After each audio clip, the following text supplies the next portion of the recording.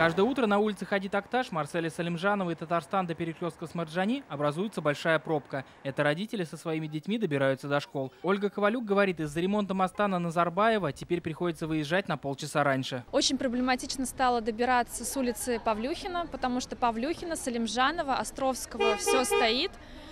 Проезд занимает на 20-30 минут больше времени.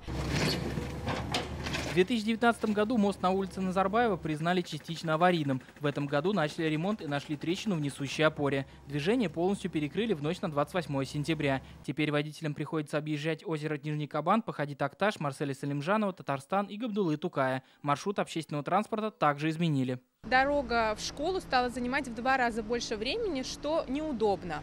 В том числе даже возвращаться домой сейчас стало неудобно за счет того, что пробки, новые светофоры, это, конечно, замечательно, что их поставили, хотя бы такое действие. Но все-таки очень бы хотелось, чтобы ремонт моста был оперативно выполнен. Ребенка забирает в школу школьный автобус, по времени не изменилось, также его забирают как раньше.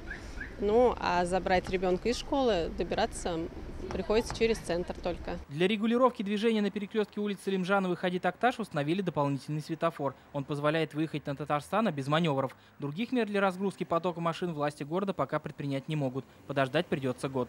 Мы рассматриваем возможность строительства дополнительного тротуара от перекрестка улицы Назарбаева и Хади Такташа, чтобы жители могли попасть на мост через набережную озера Нижний Кабан быстрее. После реконструкции мост приобретет совершенно новую форму. Его грузоподъемность повысит до 25 тонн, сейчас 15. Сделают 8-полосное движение и добавят велосипедную дорожку. Работы планируют завершить в следующем году. Иван Сарафанов, Алмаз Ядинов, ТНВ, Казань. Закажи рекламу на ТНВ. Телефон в Казани 5 705 100.